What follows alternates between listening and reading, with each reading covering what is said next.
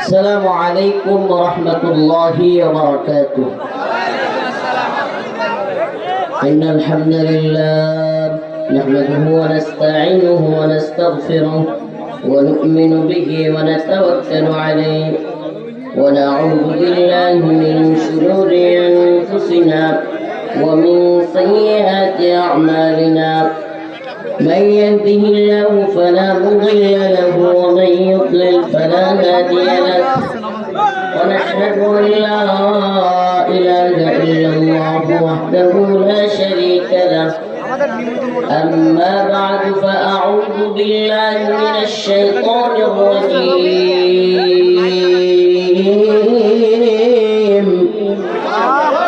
بسم الله الرحمن الرحيم.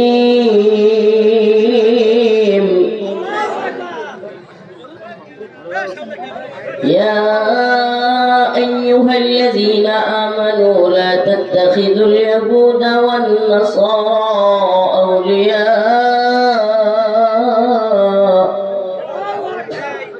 بعضهم أولياء بعض ومن يتولهم منكم فإنه منهم إن الله لا يهدي القوم الظالمين. صدق الله مولانا العظيم وصدق رسوله النبي الكريم ونحن على ذلك من الشاهدين والشاكرين والحمد لله رب العالمين.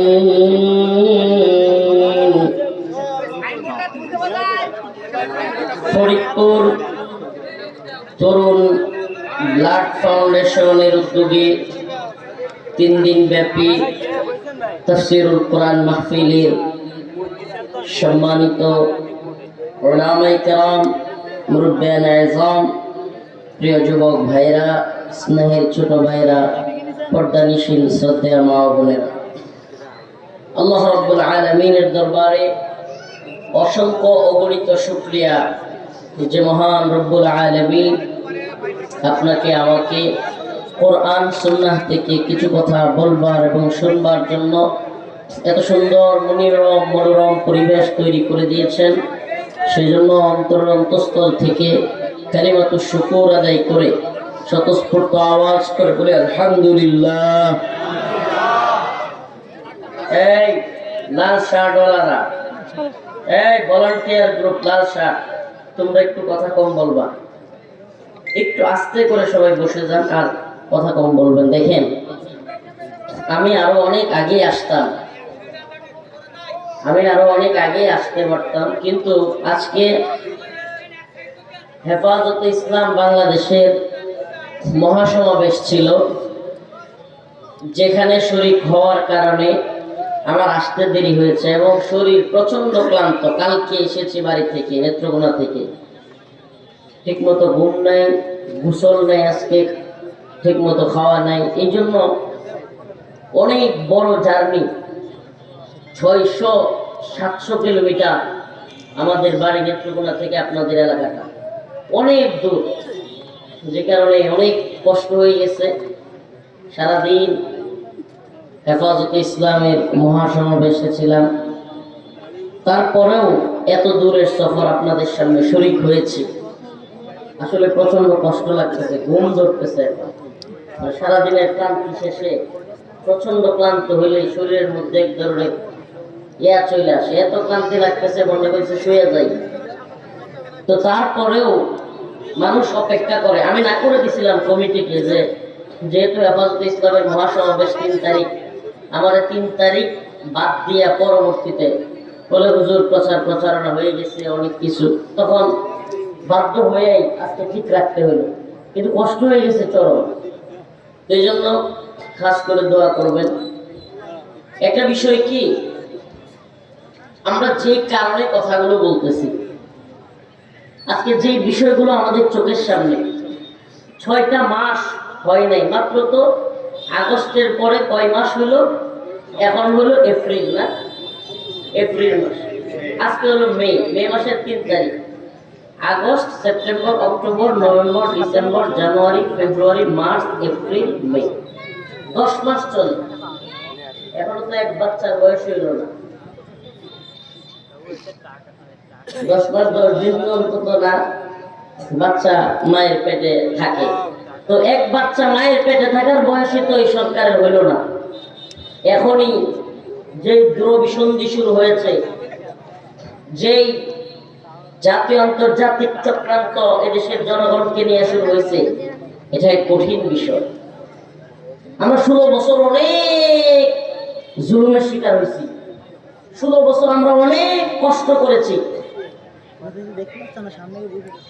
বিগত জালেম সরকার হাসিনার বিরুদ্ধে অনেক আন্দোলন, মিছিল, মিটিং, জেলখানা, রিমান্ড, নির্যাতন, নিপীড়ন কম সহ্য করা হয়েছে। এখন এক বাচ্চার বয়সী হইতে পারে নাই 10 মাস 10 দিন। এখন আপনারাও যদি ইসলাম বিরোধী তৎপরতা শুরু করেন, আমাদেরকে দয়া করে একটু বিশ্রাম দেন। আমরা তো ভাবছিলাম যে অন্তত হাসিনা গেছে, কিছুদিন অন্তত সহজে চলা যাবে, ইসলামের দিনের দাওয়াতি কাজ করা যাবে, কিছুদিন অন্তত আরাম আয়েশে কাটাইয়া দেওয়া যাবে, আন্দোলন, মিছিল, মিটিং এগুলো করা লাগবে না।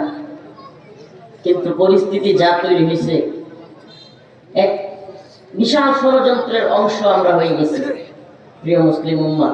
আচ্ছা, আমাদেরকে আপনারা কেন দাওয়াত দেন? সত্যি কথা বলবেন, আল্লাহ মাফ করুন। এই যে মনে করেন এটা কোন এলাকা? কালীগঞ্জ, সাতক্ষীরা, বাংলাদেশের একেবারে একটা দক্ষিণ সাইড না? তো আমি হইলাম একেবারে একটা উত্তর পূর্ব সাইডের একদিকে। এত দূর থেকে আপনারা, ও বাবা মাইক দিব একটা আপনারে। কিছু চাচাদের এই সমস্যা আছে, এই লোক আমাকে দেখতেছে, এই বাবারও আমি দেখতেছি, অযথাই কথা বলতেছে। কথা বলবেন না প্লিজ। আপনি আমারা দেখতেছেন, আমিও কিন্তু আপনারা দেখতেছি। উদয় ক্যামেরা ক্যামেরা, আরে এই ক্যামেরার মাধ্যমে ওই দিল্লি, আমেরিকা সবাই শুনবে। আপনি যেমন শুনতেছেন, আমাদের কথাগুলো জাতীয় আন্তর্জাতিক পর্যায়ে শোনা দরকার। এই জন্য দরকার আছে। আপনাদেরকে শোনানোর জন্য আলোচনা না বাবা, অনেক কিছু নিয়েন না বাবা। প্রিয় ভাইরা আমার, তো বলতেছিলাম আমাদেরকে কেন আপনি নেত্রকোনা থেকে ডেকে নিয়ে আসলেন?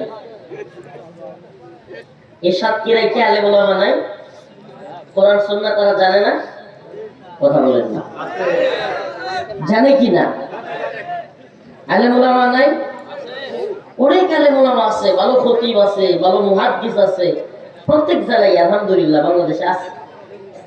তো আমাদেরকে ডেকে যেহেতু নিয়ে আসেন, উদ্দেশ্য যেহেতু বড় থাকে যে হুজুরদের মুখ থেকে গুরুত্বপূর্ণ কথা শুনবো, জাতীয় আন্তর্জাতিক বিষয়, অতএব কয়েকটা কথা মনোযোগ দিয়ে শুনবেন, কথায় দিক সেদিক বলবেন না। জাতীয় আন্তর্জাতিক চক্রান্ত শুরু হয়ে গেছে আবার, অল্প সময় যাইতে পারে নাই। ও প্রিয় মুসলিম উম্মাহ, আজকে যখন আমরা স্বৈরাচার জালেম হাসিনার পতন ঘটাইলাম, 10টা মাস যাইতে পারে নাই, শত শত জীবন দিতে হইল। ছাত্ররা জীবন দিল, হাফেজ জীবন দিল, আলেম জীবন দিল। এতগুলো শহীদের লাশের উপর দিয়ে এই ইন্টারিম গভর্নমেন্ট, এই নতুন সরকার তৈরি হইল। এতদিন আমরা দেখেছি বাংলাদেশে 16 বছর হিন্দুত্ববাদীদের গোলামি, হিন্দুত্ববাদ ভারতের একচেটিয়া গোলামি। দেখছেন না? দেখেন নাই? হিন্দুত্ববাদী ভারতের একচেটিয়া গোলামি। সীমান্তের কাঁটাতারের মধ্যে ফেলানি লাশ, সীমান্তের কাঁটাতারের মধ্যে অসংখ্য লাশ ঝুলে আছে, লাশের পর লাশ আসতেছে। আর আমরা দেখতাম এদেশের মন্ত্রীরা গলাবাজি করত নির্লজ্জ বেহায়ার মতো। ভারতের সাথে আমাদের স্বামী স্ত্রীর সম্পর্ক, একদিকে সীমান্তের কাঁটাতারে আমাদের মা বোনদের ভাইদের লাশ, আরেকদিকে নেতারা কি বলতো? স্বামী স্ত্রীর কিছু নেতা বলতো রক্তের সম্পর্ক। প্রিয় ভাইরা আমার, এরা আমাদেরকে বন্যার সময় পানি দিয়ে ভাসিয়ে দেয়, আমাদের দেশ দেশে যায়, যখন পানির দরকার তখন পানি দেয় না। হিন্দুত্ববাদী নেতারা বলে বাংলাদেশ দখল করবে, এগুলো চলতেছে লাশের উপর লাশ। এরপরেও আমরা কি করছি? আমরুপালি দিছি, ইলিশ দিছি, ট্রানজিট দিছি, বন্দর দিছি, সব দিছি, তাও পিরিতটা ঠিক থাকুক। কিন্তু একচেটিয়া পিরিত, ওই অবৈধ পিরিত, স্বামী স্ত্রীর সম্পর্কের যে অবৈধ পিরিত, হিন্দু আর মুসলমানের অবৈধ পিরিত বেশি দিন টিকে নাই। প্রিয় ভাইরা আমার, তো এখন শেখ হাসিনা একটা বক্তব্য দিয়ে গিয়েছে যে আমি যদি আন্তর্জাতিক এবং আমেরিকা এবং ইন্টারন্যাশনাল কমিউনিটির কথা শুনতাম এবং তাদের কথা মতো চলতাম, আমি যদি কক্সবাজারের যেই ইয়াটা আছে ওটা যদি দিয়ে দিতাম, সেন্ট মার্টিন দিয়ে দিতাম, তাইলে আমার ক্ষমতা থেকে সরাইতো না, আমি থাকতে পারতাম। এই কথা জাতির সামনে ছেড়ে দিল। এখন এই কথা বাতাসে ভাসতেছিল। মুসলমান, আমার কথাগুলো বোঝার চেষ্টা করবেন। আমার আজকের আলোচনা কোরআন থেকে, কথা বুঝেন, কোন বাহির থেকে আলোচনা নয়। আল্লাহ বলতেছেন, ইয়া আইয়ুহাল্লাযীনা আমানু লা তাত্তাখিযুল ইয়াহুদা ওয়ান নাসারা আউলিয়া বা'দুহুম আউলিয়া বা'দ ওয়া মান ইয়াতাওয়াল্লাহুম মিনকুম ফাইন্নাহু মিনহুম ইন্নাল্লাহা লা ইয়াহদিল কওমায যালিমিন।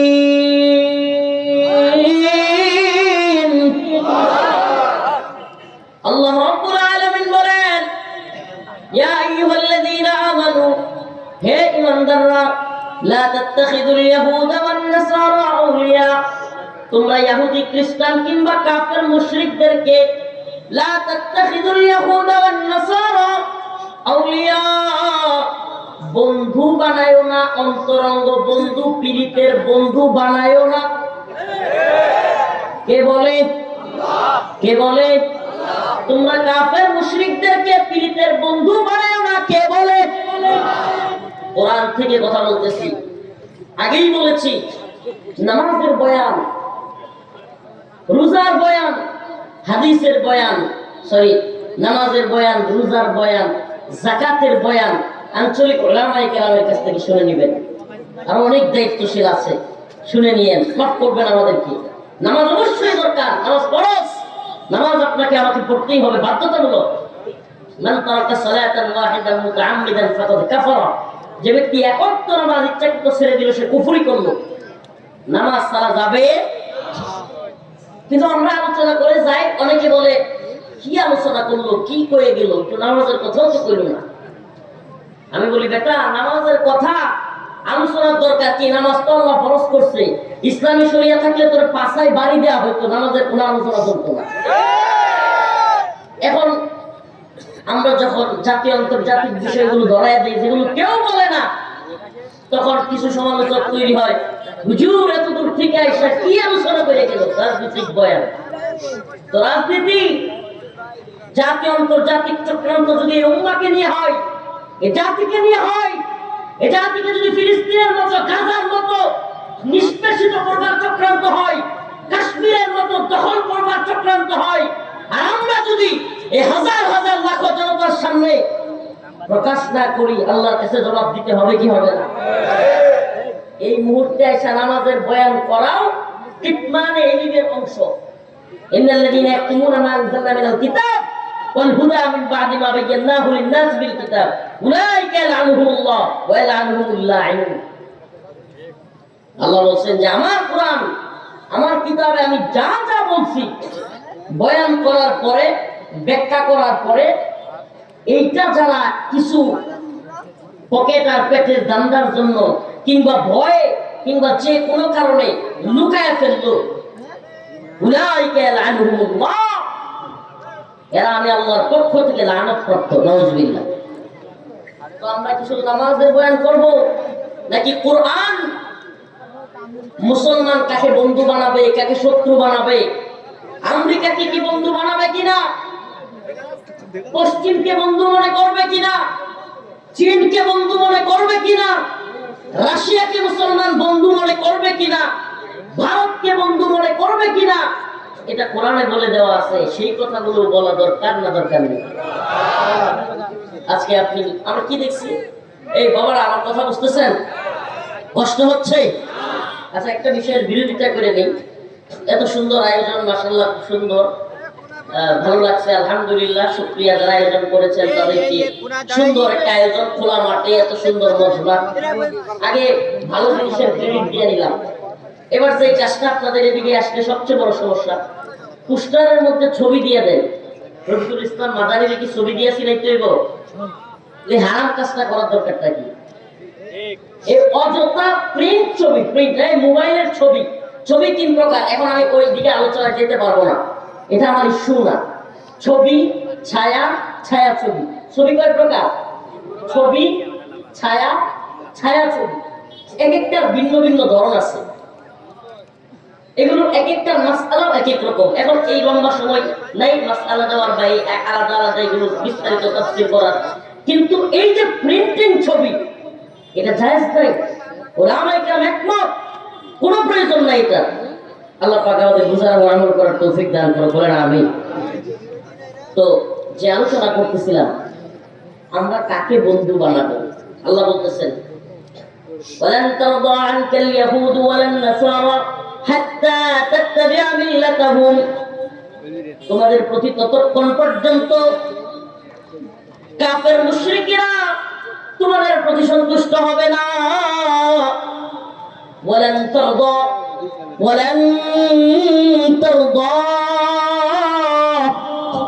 তোমাদের প্রতি তারা কোনোভাবেই রাজি খুশি হবে না। আনকাল ইয়াহুদ ওয়ালান নাসারা হাত্তা তাত্তাবি'a মিল্লাতাহুম। ওই আমেরিকা তোমাদের প্রতি রাজি খুশি হবে না। কে বলে? কে বলে? ওই আমেরিকা তোমাদের প্রতি রাজি খুশি হবে না। ওই ব্রিটেন তোমাদের প্রতি রাজি খুশি হবে না।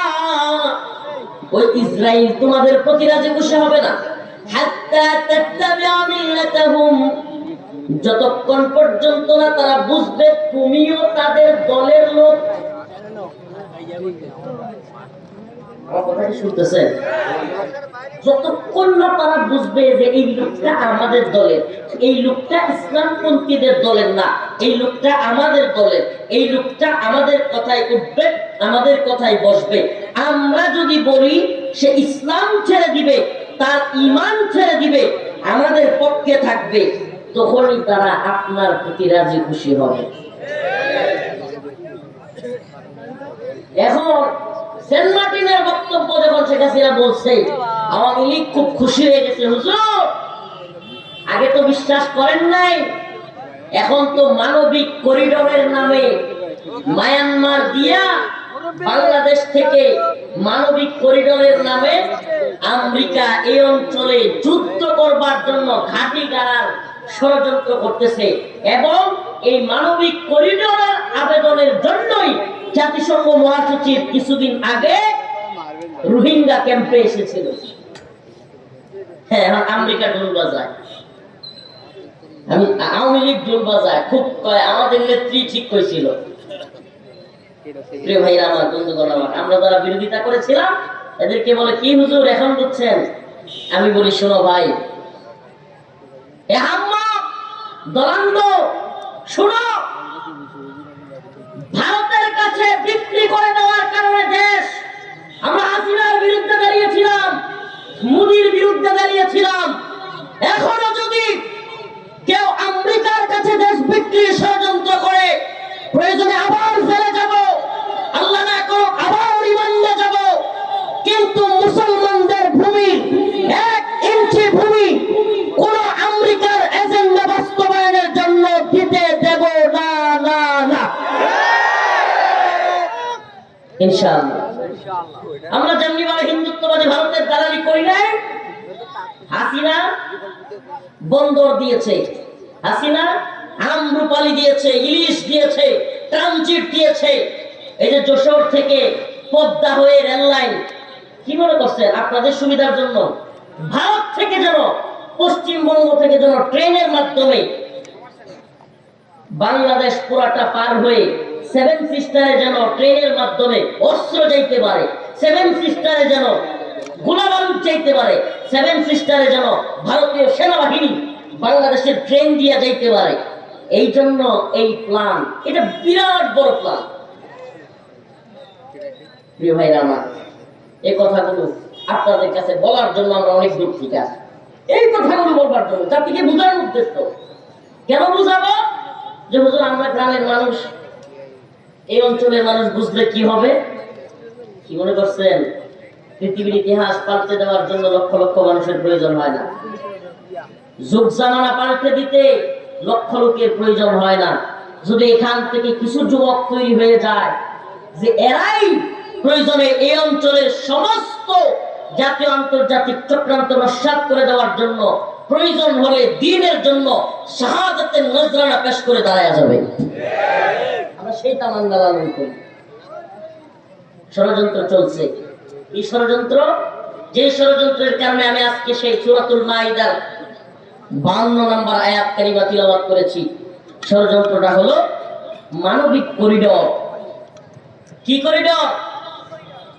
আমরা আবারও বলতেছি, কথাগুলো কেন বলে নিলাম? আওয়ামী লীগের খুশিতে গদগদ হয়ে যাওয়ার বিষয় নাই। তোমার নেত্রী বুঝে ফেলছে। আরে বেটা, তোমার নেত্রী ভারতকে দেয় নাই এমন কিছু নাই। তোমার নেত্রী নিজে বলেছে আমি ভারতকে এত কিছু দিয়েছি যে ভারত সারা জীবন বলবে। বলে নাই? বলে নাই? প্রিয় ভাইরা আমার, এখন বর্তমান হালত হইল মানবিক করিডোরের নামে প্রক্সি ওয়ার। এটা অনেকে বুঝবেন, আবার অনেকে বুঝবেন না। প্রক্সি ওয়ার,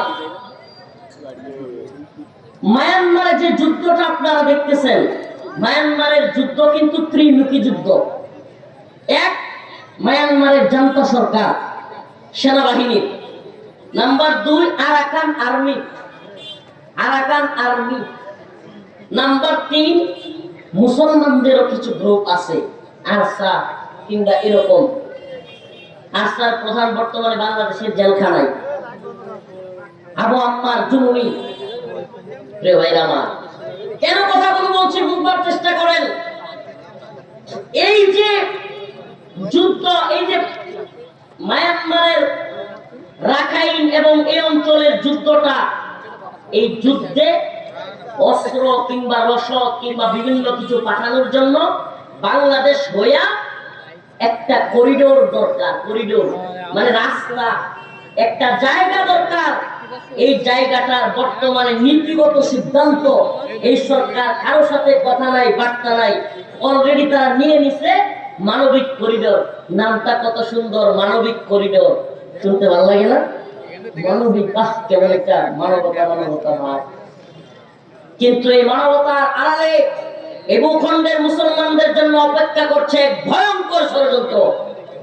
এই মানবতার আড়ালে এই ভূখণ্ডের মুসলমানদেরকে প্রক্সি ওয়ারের মধ্যে জাতীয় আন্তর্জাতিক মোড়লদের যুদ্ধক্ষেত্রে পরিণত করবার এক নীল নকশা চলছে।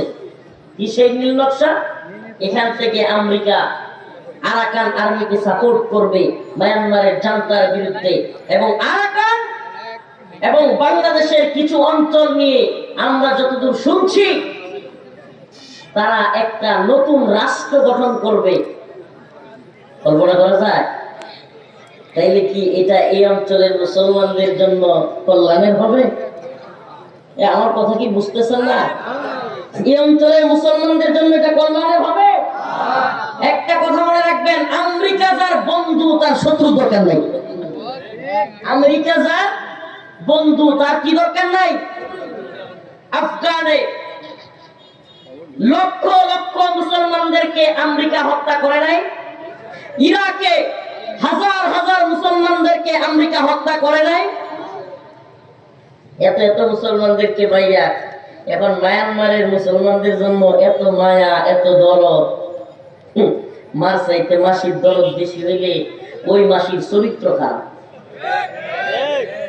বুঝেন নাই?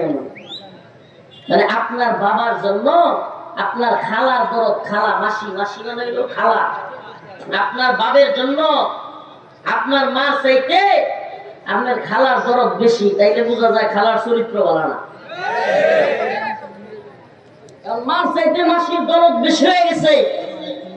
সারা পৃথিবীর মুসলমানদেরকে আমেরিকা মারে, এই বর্তমান ফিলিস্তিনে যে মুসলমানদেরকে মারতেছে ইসরায়েলিরা, বলেন এই ইসরায়েলিদেরকে অস্ত্র কে দিচ্ছে, গোলা বারুদ কে দিচ্ছে, ট্যাঙ্ক কে দিচ্ছে, মিসাইল কে দিচ্ছে, বলেন আমেরিকা। আর আমেরিকা ফিলিস্তিনে মুসলমানদেরকে মারে, আর রাখাইনের মুসলমানদের জন্য, রোহিঙ্গা মুসলমানদের জন্য দরদ উতলায়া পড়ে। মার চাইতে মাসির দরদ বেশি। এই মাসির চরিত্র খারাপ। এই মাসি এই অঞ্চলে মুসলমানদের উপর আধিপত্য বিস্তার করবার জন্য বাংলাদেশ, পাকিস্তান, আফগানিস্তান সহ এই উপমহাদেশের মুসলমানদেরকে তাদের চাটা করে পিষ্ট করবার জন্য এবং এই অঞ্চলে নিজেদের মোরালগিরি টিকায় রাখবার জন্য মায়ানমারে মানবিক করিডোরের আড়ালে আমেরিকার ঘাঁটি করবার এক নীল নকশা তৈরি করছে। কথা একবার স্পষ্ট শুনেন। আল্লাহ বলেন, ইয়া আইয়ুহাল্লাযীনা আমানু লা তাত্তাখিযুল ইয়াহুদা ওয়ান নাসারা আউলিয়া। হে ঈমানদার, তোমরা ইহুদি খ্রিস্টানদেরকে, ওই আমেরিকা, ব্রিটেনকে, ইসরায়েলকে বন্ধু মনে করিও না। কার কথা এটা? আপনি যত বড় বুদ্ধিজীবী হন, যত বড় কলামিস্ট হন, যত বড় ইতিহাসবিদ হন, যত বড় রাজনৈতিক বুদ্ধা হন, যত বড় আপনি কূটনৈতিক বুদ্ধিজীবী হন, লাভ নাই। আল্লাহর কোরআনের কাছে আপনার জ্ঞান একেবারে নস্যি, কিছু না। আপনার জ্ঞান কিছুই না। আল্লাহ জানেন খ্রিস্টানরা মুসলমানদের বন্ধু হবে না, আল্লাহ জানেন ইহুদিরা মুসলমানদের বন্ধু হবে না। আমি বর্তমান সরকারকে বলি, ডক্টর মোহাম্মদ ইউনূস সাহেবের সরকারকে, আল্লাহ পাকের কালামুল্লাহর কথা শুনেন। আল্লাহ বলছে, ওয়ালান তারদা, ওয়ালান তারদা। হে ডক্টর ইউনূস সাহেবের সরকার, আপনার প্রতি কোরআনের ঘোষণা, আপনার প্রতি কোরআনের দাওয়াত হলো ওয়ালান তারদা। হে ডক্টর ইউনূস সাহেবের সরকার, তোমাদের প্রতি আমেরিকা রাজি খুশি হবে না যদি করিডোর না দাও। তোমাদের প্রতি আমেরিকা রাজি খুশি হবে না যদি তাদের কথা না শুনো। তোমাদের প্রতি আমেরিকা রাজি খুশি হবে না যদি নারীর সমান অধিকার বাস্তবায়নের চেষ্টা না করো। তোমাদের প্রতি আমেরিকা রাজি খুশি হওয়ার চেষ্টা করবে না। আমি আরো কিছু নাম বলেই ফেলি, কি কর? ও বিএনপি, ও জামাত ইসলামী, ও অমুক দল, তমুক দল, তোমাদের কারো প্রতি আমেরিকা রাজি খুশি হবে না যদি তোমরা তাদের কথাই না চলো, কারো কথাই না। এই কথা যদি মুমিন হিসেবে না বুঝো, ধোঁকা খাবা, ধোঁকা, নিজে ধোঁকা খাবা, জাতিকে ধোঁকা দিবা। হাসিনা ভারতের কথা শুনছে, হাসিনা ভারতের কথা শুনছে, ভারত কি তারা বাঁচাইতে পারছে? যারা আমেরিকার কথা শুনতেছে, আমেরিকাও তাদেরকে বাঁচাইতে পারবে না। 47-এর আগে দেশভাগ, আমরা যখন পুরো ভারত মহাদেশ ছিলাম, ভারত বর্ষ ছিলাম, সবাই খুব খুশি। প্রাচীন ওলামায়ে কেরামের ইতিহাস শুনলে দেখা যায় তারা অনেক খুশি। হিন্দু এবং মুসলমানদের আলাদা রাষ্ট্র, হিন্দুদের জন্য হিন্দু রাষ্ট্র হিন্দুস্তান, মুসলমানদের জন্য আলাদা রাষ্ট্র পাকিস্তান, দুইটা রাষ্ট্র আলাদা ভাগ করা হয়েছে। খুব খুশি। আমরা মনে করছিলাম আমরা স্বাধীন, আমাদের মুরব্বীদের কথা, যে আমরা মনে করছিলাম আমরা স্বাধীন, এই তো ভালো হয়ে গেছি, ভালো আছি। কিন্তু কিছুদিন যাইতে না যাইতেই পূর্ব পাকিস্তানের মুসলমানদের উপর জুলুম শুরু হয়ে গেছে। এবার পূর্ব পাকিস্তানের মুসলমানরা গর্জে উঠছে যে আমরা পশ্চিম পাকিস্তান, বর্তমান পাকিস্তানি নেতাদের কথা মানি না, তাদের জুলুম অত্যাচার সহ্য করব না। আবার শুরু হয়ে গেছে যুদ্ধ। এখন আসলো ৭১-৭১-এর যুদ্ধ হলো। এদেশের মানুষ মনে করলো আমরা স্বাধীন স্বাধীন, স্লোগান শুরু হয়ে গেল, পিন্ডি না ঢাকা, ঢাকা ঢাকা, পিন্ডি পিন্ডি, দিল্লি না পিন্ডি, পিন্ডি পিন্ডি মানে রাওয়ালপিন্ডি, পাকিস্তানের একটা অঞ্চলের নাম। নাম কি? এখন বাঙালিদের স্লোগান কি? বাংলাদেশি মুসলমানদের পিন্ডি না ঢাকা। অনেক চিল্লাইলো। এখন যখন পাকিস্তান থেকে স্বাধীন, ওমা কিছুদিন পরে এই দেশের মানুষের স্লোগান পাল্টে গেছে। এখন এখন কয় দিল্লি না ঢাকা। কারণ বুঝে ফেলছে পাকিস্তানের গোলামি থেকে আমরা স্বাধীন হয়েছি ঠিকই, কিন্তু ভারতের গোলামির মধ্যে আবদ্ধ হয়ে গেছি। এখন আবার নতুন স্লোগান, দিল্লি না ঢাকা, দিল্লি না ঢাকা। এখন 5ই আগস্টে আলহামদুলিল্লাহ, শুকরিয়া, ভালো লাগে দেখতেও। আগে দেখতাম আরে কষ্ট যে লাগতো। আমাদের সীমান্তের কাঁটাতারের বেড়ার মধ্যে আমাদের মা বোনদের লাশ পড়ে আছে, আর এদিকে বিএসএফ এর প্রধান, ভারতের সীমান্ত রক্ষী বাহিনীর প্রধান ঢাকার রাজধানীতে বৈশা খোলামেলা হল রুমের মধ্যে বিজিবির প্রধানদের সামনে, রাষ্ট্রের গুরুত্বপূর্ণ মানুষের সামনে দম্ভিকতা নিয়ে বলতো, সীমান্তে যাদেরকে হত্যা করা হয় এরা সব অপরাধী। কষ্টে মুখটা ফাইটে যাইত। আরে বেটা, কে অপরাধী কে অপরাধী না সেটা কি সীমান্তে গুলি করে নির্ধারণ করা হবে? কে অপরাধী সেটা তো নির্ধারণ করার জন্য আইন রয়েছে, আদালত রয়েছে। পারলে তাকে অ্যারেস্ট করতি, গুলি করে হত্যা করে বলতো। এখন অবশ্য একটু ভালো লাগে। ওই দিন একটা ভিডিও দেখে মনটা জোড়ায় গেছে। আমি এই ছবি আমার ফেসবুকের প্রোফাইলে দিছি। এই ছবি দিল্লা জোড়ায় গেছে। বিএসএফ 2-3টা বাংলাদেশে ঢুকছে মুসলমানদেরকে মারবার জন্য। বিজিবি আর পাবলিকে মিলে এমন পিটানি দিছে, এখন পা ধরে পা, মুঝে ছোড় দো, মুঝে ছোড় দো। এখন কয় মুঝে ছোড় দো, আমাকে ছেড়ে দাও, পায়ে ধইরা ছেড়ে দেওয়া কেন্দ্রাবাসী। ভালো লাগে দেখতে, মনে হয় নিজেদেরকে একটু একটু স্বাধীন। কিন্তু এখন আবার যখন মায়ানমারের করিডোরের কথা শুনি, তখন আবার মনে হয় স্লোগান এবার আবারও পাল্টে যাবে। বাংলাদেশি মুসলমানদের স্লোগান এখন তো স্লোগান শুরু হবে ওয়াশিংটন না ঢাকা। এটা আমি লিখে রাখেন, ছোট মানুষ অগ্রিম বললাম আর কি। আমি অগ্রিম বুঝি তো, এই জন্য আমার অগ্রিম গ্রেফতার করে। আমি তো অগ্রিম বুঝি, এই জন্য আমার অগ্রিম গ্রেফতার করে। মানে হেফাজতের এত এত নেতা, এত বড় বড় নেতাদের রাইখাও আমি ছোট মানুষ, আমার 1 সপ্তাহের ব্যবধানে 2বার গ্রেফতার করছিল, জানেন এটা? সবাই রাইখা সবার আগে 2বার গ্রেফতার করছে।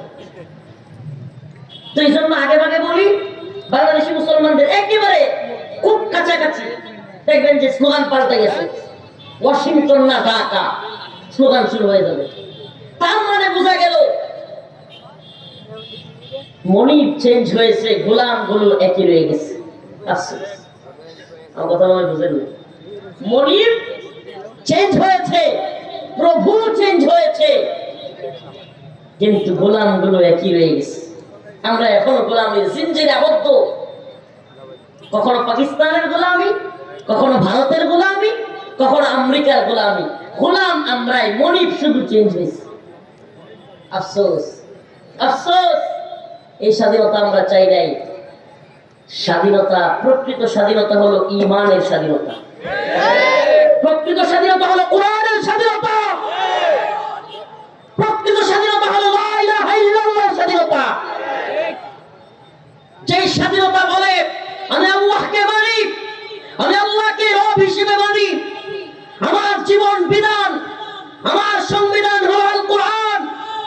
আমি ইসরায়েলের গোলামি করি না, আমরা পাকিস্তানের গোলামি করি না, ভারতের গোলামি করি না, আমেরিকার গোলামি করি না, আমরা গোলামি করি একমাত্র আল্লাহ। এই কথা বলার দ্বারাই হলো প্রকৃত স্বাধীনতা। ঠিক না? এই কথা বলতে পারা যে আমরা ভয় করি কাকে? আল্লাহকে ভয় করি। আল্লাহ বলছেন, আল্লাহর বক্তব্য, লাতাজিদান্না শাদ্দান নাসি আদাওয়াতান লিল্লাযিনা আমানুল ইয়াহুদা ওয়াল্লাযিনা আশরাকু। আল্লাহ রাব্বুল আলামিন বলেন, লাতাজিদান্না শাদ্দান নাস আদাওয়াতান লিল্লাযিনা আমানুল ইয়াহুদা ওয়াল্লাযিনা আশরাকু। আল্লাহ রাব্বুল আলামিন বলেন, লাতাজিদান্না, অবশ্যই অবশ্যই তোমরা পাবে, আসাদ্দান নাস, মানুষদের থেকে, আদাওয়াতান, শত্রুতার ব্যাপারে, আদাওয়াতান লিল্লাযিনা আমানুল ইয়াহুদ, অবশ্যই অবশ্যই তোমরা মুমিনদের কঠিন শত্রু হিসেবে পাবে। আল ইয়াহুদা ওয়াল্লাযিনা আশরাকু, ইহুদি এবং মুশরিকদেরকে, তাদেরকে আল্লাহ পরিচয় করায় দিচ্ছেন, হে মুমিন, তোমাদের সবচেয়ে কঠিন শত্রু হলো ইহুদি এবং মুশরিকরা। ও প্রিয় সাক্ষীরা মুসলমান, আপনি একটু আপনার চোখগুলো খুলে দেখেন, বর্তমান পৃথিবীতে মুসলমানদের উপর সবচেয়ে বেশি নির্যাতন যে এলাকায় হচ্ছে তার নাম হলো ফিলিস্তিন। আর ফিলিস্তিনে যারা, গাজায় যারা মুসলমানদের উপর নির্যাতন নিপীড়ন করছে তারা কারা? ইহুদি। আল্লাহর কথার মিল আছে না নাই? এবং আমরা যদি দ্বিতীয়বারে চোখ খুলে দেখি মুসলমানদের উপর অন্য একটা জায়গায় যেখানে আরো বেশি নির্যাতন নিপীড়ন হচ্ছে, ফিলিস্তিনের পরেই যেখানে নির্যাতিত হচ্ছে মুসলমানরা, সেই ভূখণ্ডের নাম হলো কাশ্মীর। ঠিক না? কাশ্মীর। এই কাশ্মীরে মুসলমানদেরকে নির্যাতন করতেছে এরা কারা? বলেন কারা? কারা? একদিকে ইহুদিরা আর একদিকে আল্লাহর কথা মিলছে নি? সুবহানাল্লাহ, সুবহানাল্লাহি ওয়া বিহামদিহি। আল্লাহর কথা তো মিলবেই। আপনার বুঝে আসুক বা না আসুক, আল্লাহর কথা সত্য।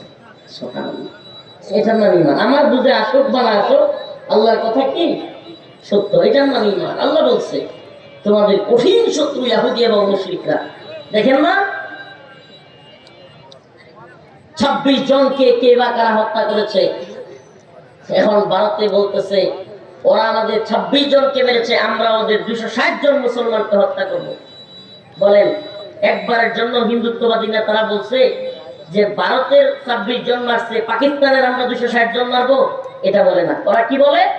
26 জন হিন্দু মারছে, আমরা 260 জন মুসলমান মারবো। তার মানে বোঝা গেল এই সংঘাত ভারত পাকিস্তানের সংঘাত নয়, এই সংঘাত ঈমান এবং কুফরের সংঘাত। এই লড়াই ঈমান এবং কুফরের লড়াই। প্রিয় ভাইরা আমার, আপনি কোন পক্ষে? আপনি কোন পক্ষে? ঈমানের পক্ষে নাকি কুফরের পক্ষে? এটা হলো মেইন বিষয়। আপনি কোন পক্ষে? আপনি দেশে রাজনীতি করেন, আপনি রাজনীতি বুঝেন যে আমেরিকাকে মাইনাস করে কিছু করা যাবে না, বেশ আপনি ইসরায়েলের বিরুদ্ধে স্লোগান দেন, ইসরায়েলের বিরুদ্ধে বক্তব্য দেন ফিলিস্তিনিদের পক্ষে, অথচ আপনার মুখ দিয়ে আমেরিকার ব্যাপারে একটা কথাও বাইর হয় না। অথচ আপনি নিজেও জানেন আমেরিকাই ইসরায়েলকে দিয়া ফিলিস্তিনে হামলা করাচ্ছে। ডোনাল্ড ট্রাম্প বলে দিছে ফিলিস্তিনকে ম্যাসাকার করে গাজাকে মাটির সাথে মিশিয়ে দেওয়ার জন্য, এবং ট্রাম্প বলেছে সে গাজায় রিসোর্টের ব্যবসা করবে। নাউজুবিল্লাহ বলে। কিন্তু আপনি বাংলাদেশে রাজনীতি করেন, আপনি আমেরিকার বিরুদ্ধে কিছু বলেন না। ছাগলের 3 নাম্বার বাচ্চা ইসরায়েলের বিরুদ্ধে বক্তব্য দেন। আর ইসরায়েল ফিলিস্তিনিদের সাথে, মুসলমানদের সাথে যুদ্ধে টিকতেই পারত না যদি আমেরিকার সহযোগিতা না থাকতো। তাই আপনাকে কথা বলতে হলে আমেরিকার বিরুদ্ধে বলতে হবে। আপনি যদি প্রকৃত পক্ষে ফিলিস্তিনিদের পক্ষে কথা বলতে চান, কার বিরুদ্ধে বলতে হবে? আমেরিকার বিরুদ্ধে বলতে হবে। এই কথাগুলো আমি প্রায় বলছি। বর্তমান পৃথিবীতে সবচাইতে মুসলমানদের বড় শত্রু হলো আমেরিকা। কারা? পৃথিবীর সবচাইতে ভয়ঙ্কর সন্ত্রাসী হলো আমেরিকা, জঙ্গিবাদী হলো আমেরিকা। মুসলমানদের উপর নির্যাতন নিপীড়নের স্টোন রোলার চালিয়ে এরা মুসলমানদেরকে আবার জঙ্গি, উগ্রবাদী, মৌলবাদী বলে ট্যাগ দেয়। আমরা এগুলো ট্যাগের তোয়াক্কা করি না। আল্লাহ রাসূল, আল্লাহ পাক বলেছেন ইউজাহিদুনা ফি সাবিলিল্লাহ ওয়ালা ইয়াখাফুনা লাওমাতা লাইম। মুমিন আল্লাহর পথে জিহাদ করে, ওয়ালা ইয়াখাফুনা লাওমাতা লাইম, সে কোনো নিন্দুকের নিন্দার পরোয়া করে না। আমরা নিন্দুকের নিন্দার পরোয়া করি না। আমেরিকা কি বললো, অমুকে কি বললো, তমুকে কি বললো, এগুলোর পরোয়া না করে মুসলিম উম্মার কাছে একটা মেসেজ পৌঁছে দিতে চাই। ও প্রিয় উম্মাহ, তৈরি হও, গজওয়াতুল হিন্দ আসন্ন। তুমি চাও বা না চাও, তোমার মন চায় বা না চায়, তোমার পছন্দ হোক বা না হোক, হিন্দুত্ববাদী ভারতের বিরুদ্ধে মুসলমানদের এক রক্তকরী যুদ্ধ হবে। যে যুদ্ধ রাসূলুল্লাহ সাল্লাল্লাহু আলাইহি ওয়াসাল্লামের ভবিষ্যৎবাণী গজওয়াতুল হিন্দ, সেটা হবেই, সেটা আসন্ন। অতএব তুমি চাও বা না চাও, হবেই। অতএব তুমি ইমানের পক্ষে থাকো, ইমানের পক্ষে লড়াই করবার জন্য তৈরি হও। বর্তমান গভর্নমেন্টকে বলি, সরকারকে বলি, আপনারাও যদি আস্তে আস্তে বলি, আপনারাও যদি আমেরিকাকে খুশি কইরা মনে করেন অনেক কিছু করে ফেলবেন, অনেক কিছু হয়ে যাবেন, ভুল করতেছেন, ভুল করতেছেন। আপনাদের এই দুরভিসন্ধি মুসলমান মেনে নিবে না। বাংলাদেশের মুসলমান ভারতের গোলামি মানে নাই, পাকিস্তানের গোলামি মানে নাই, আমেরিকার গোলামিও মানবে না। আজকের আমার আলোচনা আবার প্রথম থেকে শুরু করছি। আল্লাহ পাক রব্বুল আলামিন বলেছেন, কি কয় এটা, ইয়া আইয়ুহাল্লাযীনা আমানু লা তাত্তাখিযুল ইয়াহুদ ওয়ান নাসারা আউলিয়া। হে ঈমানদাররা, তোমরা ইহুদি খ্রিস্টানদেরকে বন্ধু বানায়ো না। কাকে বন্ধু বানায়ো না? হ্যাঁ বলেন না, কাকে বন্ধু বানায়ো না? ইহুদি খ্রিস্টানদেরকে বন্ধু বানায়ো না। এরা মুসলমানদেরকে বারবার পিঠে ছুরিকাঘাত করবে, বারবার ইসলাম এবং মুসলমানদেরকে ধ্বংস করবার পায়তারা করবে। বা'দুহুম আউলিয়া ওয়া বা'দ, এরা নিজেরা নিজেদের বন্ধু, এরা নিজেরা নিজেদের বন্ধু। কে বলেন এটা? তাফসীর শুনেন না। আল্লাহ বলেন, ইয়া আইয়ুহাল্লাযীনা আমানু, হে ঈমানদার, লা তাত্তাখিযুল ইয়াহুদ ওয়ান নাসারা, তোমরা ইহুদি খ্রিস্টানদেরকে বন্ধু বানায়ো না, আমেরিকাকে ইসরায়েলকে বন্ধু বানায়ো না। বা'দুহুম আউলিয়া ওয়া বা'দ, এই ইহুদি খ্রিস্টানরা, আমেরিকা, ইসরায়েল, এরা নিজেরা নিজেদের বন্ধু। ওয়া মান ইয়াতাওয়াল্লাহুম মিনকুম ফাইন্নাহু মিনহুম, তোমাদের মধ্য থেকে যে বা যারা তাদেরকে বন্ধু বানাবে, আল্লাহ বলেন এরা মুসলমানদের কেউ না। বা'দুহুম আউলিয়া ওয়া বা'দ, এরা ওদের বন্ধু। ওয়া মান ইয়াতাওয়াল্লাহুম মিনকুম ফাইন্নাহু মিনহুম, এরা মুসলমানদের দলের না, এরা হলো তাদের দলের লোক। নাউযুবিল্লাহ বলবেন না। ইন্নাল্লাহা লা ইয়াহদিল কওমাজ জালিমিন, আল্লাহ পাক জালেম সম্প্রদায়কে হেদায়েত দান করেন না। কি করেন না? এটা করে দিবি হারুন আরে বেটা রে, এই গদবাদা, এই গদবাদা মানুষকে খুশি করবা লৌকিকতার জন্য আলোচনা করি না। এই এত কষ্ট নিয়া, এত কঠিন পরিস্থিতির মধ্য দিয়াও আপনি কল্পনা করতে পারবেন না এটা কত লম্বা সফর।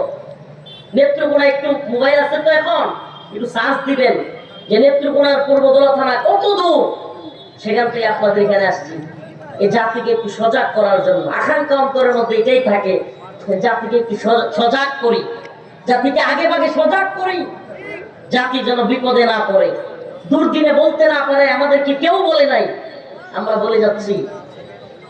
এই ষড়যন্ত্র থেকে আল্লাহ পাক হেফাজত করে বলেন। আমি বিবি হারুনের গল্প, জেলখানার গল্প এগুলো অনেক শোনাইছি, অনলাইনেও আছে, দেখে নেবেন।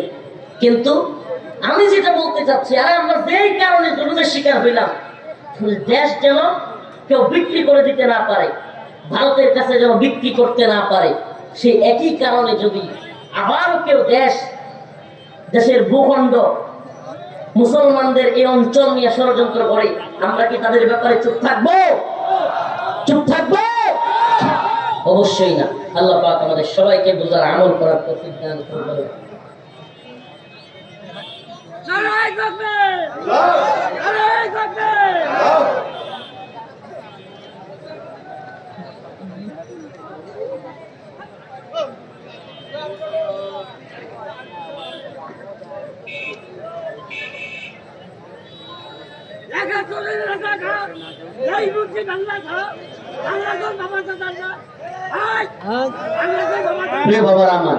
বন্ধুগণ আমার, আজকে আমার আলোচনা, আবার বলছি, আলোচনার মূল মেসেজটা নিয়ে যাবেন বাড়িতে, আর কিছু দরকার নেই, মূল মেসেজটা নিয়ে যাবেন। আমরা অনেক কঠিন পরিস্থিতির মধ্য দিয়ে গিয়েছি। আমাদেরকে কেউ আপনার কি বলে ডিজিটাল বাংলাদেশ, কেউ আপনার আপডেট বাংলাদেশ, কেউ আপনার স্মার্ট বাংলাদেশ, আরো কত বাংলাদেশের কথা বলেছে, স্বপ্ন দেখিয়েছে। কিন্তু আমরা বারবার ধোঁকা খাচ্ছি, বারবার ধোঁকা খাচ্ছি। আমার আজকের আলোচ্য বিষয় হলো মুসলমান ইমানদার আমরা যেন ধোঁকা না খাই, আমরা যেন জাতির মূল মেসেজটা তৈরি করে দেই। ও জাতি, তোমার আমার স্বাধীনতা হলো ইমানের স্বাধীনতা, তোমার আমার স্বাধীনতা এই ভূখণ্ডে কোরআনের আইন প্রতিষ্ঠার স্বাধীনতা। আমরা লড়াই করব কি জন্য? গণতন্ত্র প্রতিষ্ঠার জন্য, সমাজতন্ত্র প্রতিষ্ঠার জন্য, সেকুলারিজম প্রতিষ্ঠার জন্য, ভারতকে প্রতিষ্ঠা করবার জন্য, আমেরিকাকে প্রতিষ্ঠা করবার জন্য না। আমাদের লড়াই হবে কোরআন প্রতিষ্ঠার জন্য। ইনশাআল্লাহ রাজি আছেন তো? ইনশাআল্লাহ। লিল্লাহি তাকবীর, লিল্লাহি তাকবীর। নাসরুম মিনাল্লাহ ওয়া ফাতহুন করিব ওয়া বাশশিরিল মুমিনিন। ইনশাআল্লাহ টেনশন করবেন না। অনেকক্ষণ তো শুনলেন, কিন্তু মনে হয় হুজুর তাইলে কি হবে? না, এত পেরেশানির কিছু নাই। আল্লাহ বলছে কাম মিন ফিয়াতিন কালিলা গালাবাত ফিয়াতান কাসীরাতান বিইذনিল্লাহ। আল্লাহ পাক বলছে বড় বড় দলের বিরুদ্ধে আল্লাহর উপর যারা আস্থা এবং বিশ্বাস রেখেছে, আমি সেরকম ছোট্ট দলকেও বিজয় দান করেছি। আলহামদুলিল্লাহ। আপনারা কি দেখতেছেন না আল্লাহ পাক ইসরায়েলকে কি ধরা দিছে? দেখতেছেন না? দাবানলের আগুন আল্লাহ পাক ধরেছে। আল্লাহ পাক প্রত্যেক জালেমদেরকে ধরবেন।